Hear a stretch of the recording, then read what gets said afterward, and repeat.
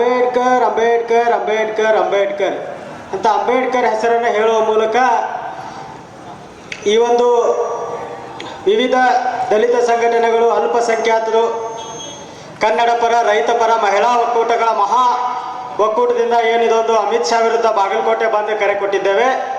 ಈ ಕಾರ್ಯಕ್ರಮವನ್ನು ಯಶಸ್ವಿಗೊಳಿಸಿರ್ತಕ್ಕಂಥ ಎಲ್ಲ ನನ್ನ ಸಂಘಟನೆ ಒಡನಾಡಿಗಳಿಗೆ ತುಂಬು ಹೃದಯದ ಅಭಿನಂದನೆಗಳನ್ನು ಸಲ್ಲಿಸ್ತಾ, ಈಗಾಗಲೇ ಸಾಕಷ್ಟು ಜನ ಮಾತಾಡಿದ್ದಾರೆ.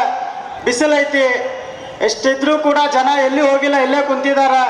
ಈಗ ನಾವ ಬಂದ್ ಮಾಡಿಸಿವಿ, ನಮ್ಗೆ ಹೊಟ್ಟೆ ಹಸ್ತೈತಿ. ಯಾವ್ದಾರ ಹೋಟೆಲ್ಗೆ ಹೋಗಿ ಏನಾರ ತಿನ್ಬೇಕಂದ್ರೆ ಈಗ ನಾವ ಬಂದ್ ಮಾಡಿಸ್ಬಿಟ್ಟು. ಹಿಂಗಾಗಿ ಆದ್ರೂ ಪರವಾಗಿಲ್ಲ, ಒಂದ್ ದಿವ್ಸ ನಾವು ಉಪವಾಸ ಇರ್ತೀವಿ ಡಾಕ್ಟರ್ ಬಾಬಾ ಸಾಹೇಬ್ ಅಂಬೇಡ್ಕರ್ ಸಲುವಾಗಿ ಅಂತ ಹೇಳ್ತಾ, ಇವತ್ತು ಅಮಿತ್ ಶಾ ಏನ್ ಹೇಳ್ತಿದಾರಪ್ಪ ಅಂತಂದ್ರ ಅಂಬೇಡ್ಕರ್ ಅಂಬೇಡ್ಕರ್ ಅನ್ನೋದೊಂದು ಪ್ಯಾಷನ್ ಆಗಿದೆ ಅಂತ ಹೇಳ್ತಾರ.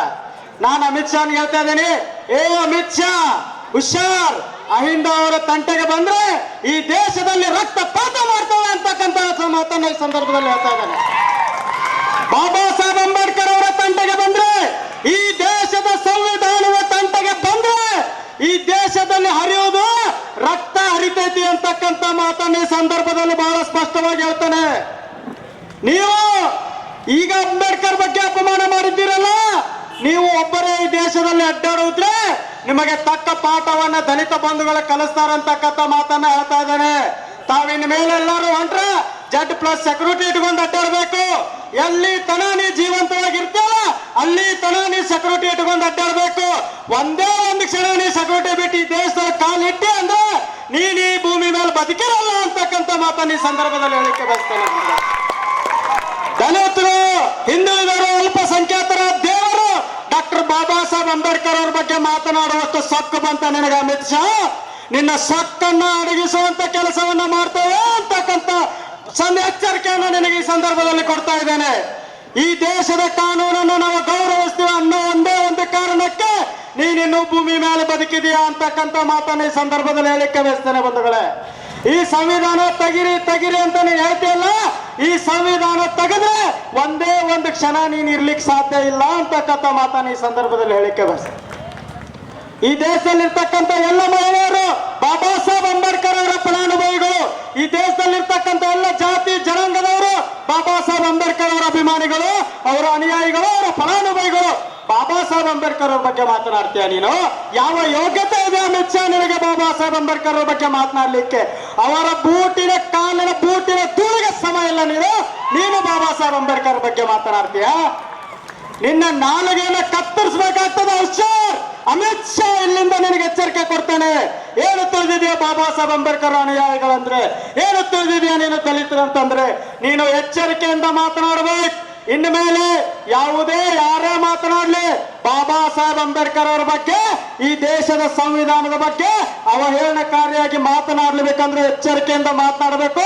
ಇಲ್ಲಪ್ಪ ಅಂದ್ರೆ ನಿಮ್ಮ ನಾಲಿಗೆಗಳಿರಲ್ಲ, ಹುಷಾರ್ ಅಂತಕ್ಕಂಥ ಎಚ್ಚರಿಕೆಯನ್ನ ಈ ವೇದಿಕೆಯ ಮೂಲಕ ಕೊಡ್ತಾ ಇದ್ದೇನೆ. ಬಂಧುಗಳೇ, ನಾವೆಲ್ಲರೂ ಒಗ್ಗಟ್ಟಾಗಿದ್ದೀವಿ, ಅಹಿಂದ ಒಗ್ಗಟ್ಟಾಗಿದೆ. ಅಹಿಂದದ ಶಕ್ತಿ ಏನಂತ ನಿಮ್ಮ ಕರ್ನಾಟಕದಲ್ಲಿರ್ತಕ್ಕಂಥ ಬಿಜೆಪಿ ಅವ್ರಿಗೆ ಕೇಳೋರು ಹೇಳ್ತಾರೆ, ಹೋದ ಎಲೆಕ್ಷನ್ದಾಗ ಏನ್ ತೋರಿಸೈತೆ ಅವರಿಗೆ. ಮುಂಬರುವಲ್ಲಿ ಈ ದೇಶದಲ್ಲಿ ಕೂಡ ಅಹಿಂದ ಕಟ್ತೇವೆ. ಈ ದೇಶವನ್ನ ಈ ದಲಿತರು, ಅಲ್ಪಸಂಖ್ಯಾತರು, ಹಿಂದುಳಿದವರು ಕೂಡ ಈ ದೇಶವನ್ನ ಆಳ್ತೇವೆ ಅಂತಕ್ಕಂಥ ಮಾತನ್ನ ಈ ಸಂದರ್ಭದಲ್ಲಿ ಹೇಳಕ್ಕೆ ಬಯಸ್ತಾರೆ. ಬಂಧುಗಳೇ, ತಾವೆಲ್ಲರೂ ಒಗ್ಗಟ್ಟಾಗಿರೋಣ. ಈ ದೇಶ ನಮ್ಮದು. ಈ ದೇಶದಲ್ಲಿ, ಈ ದೇಶದ ಮಣ್ಣಿನಲ್ಲಿ ನಮ್ಮ ಪೂರ್ವಜರ ರಕ್ತ ಇದೆ. ಈ ದೇಶ ಕಟ್ಟಕ್ಕೆ ನಮ್ಮ ಪೂರ್ವಜರು ತಮ್ಮ ಜೀವನವನ್ನ ಬಲಿ ಕೊಟ್ಟಿದ್ದಾರೆ ಅಂತಕ್ಕಂಥ ಮಾತನ್ನ ಈ ಸಂದರ್ಭದಲ್ಲಿ ಹೇಳಿಕೆ ಬಯಸ್ತಾರೆ. ನಿನ್ನ ಭಿಕ್ಷೆ ಅಲ್ಲ ಅಮಿತ್ ಶಾ, ಈ ಸಂವಿಧಾನ ಕೊಟ್ಟಿರ್ತಕ್ಕಂಥ ಭಿಕ್ಷೆಯಿಂದ ನೀನು ಇವತ್ತೇನಾಗಿದೆಯಪ್ಪ ಅಂತಂದ್ರೆ, ಇವತ್ತು ನೀನು ಮಂತ್ರಿ ಆಗಿದೆ. ನೀನು ಹುಷಾರಾಗಿರ್ಬೇಕು. ಇವರ ಎಲ್ರಿಗೂ ಎಚ್ಚರಿಕೆ ಕೊಡ್ತಾ ಇದ್ದೇನೆ. ಬಾಬಾ ಸಾಹೇಬ್ ಅಂಬೇಡ್ಕರ್ ಅವರಿಗಿಂತ, ಅವರ ಸಂವಿಧಾನಕ್ಕಿಂತ ನಮಗೆ ಯಾರು ಹೆಚ್ಚಿಗೆ ಇಲ್ಲ. ಅವರಿಗೋಸ್ಕರ ಈ ಜೀವವನ್ನ ತ್ಯಾಗ ಮಾಡ್ಲಿಕ್ಕೆ ನಾವು ಸಿದ್ಧ ಇದೆ ಅಂತಕ್ಕಂಥ ಮಾತನ್ನ ಹೇಳ್ತಾ ಇದ್ದೇನೆ. ಸಿದ್ಧ ಇದೀರಾ ಅಲ್ಲ? ಬಾಬಾ ಸಾಹೇಬ್ ಅಂಬೇಡ್ಕರ್ ಅವರಿಗೋಸ್ಕರ, ಸಂವಿಧಾನ ಬಚಾವಣೆಗೋಸ್ಕರ ನಿಮ್ಮ ಜೀವನವನ್ನು ನೀವು ಬಲಿದಾನ ಕೊಡ್ಲಿಕ್ಕೆ ಸಿದ್ಧ ಇದ್ದೀರಾ? ಜೈ ಭೀಮ್, ಜೈ ಭೀಮ್.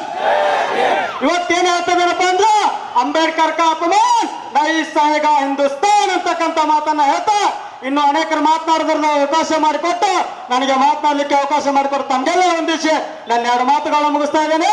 ಜೈ ಭೀಮ್, ಜೈ ಬಸವಣ್ಣ, ಜೈ ಟಿಪ್ಪು.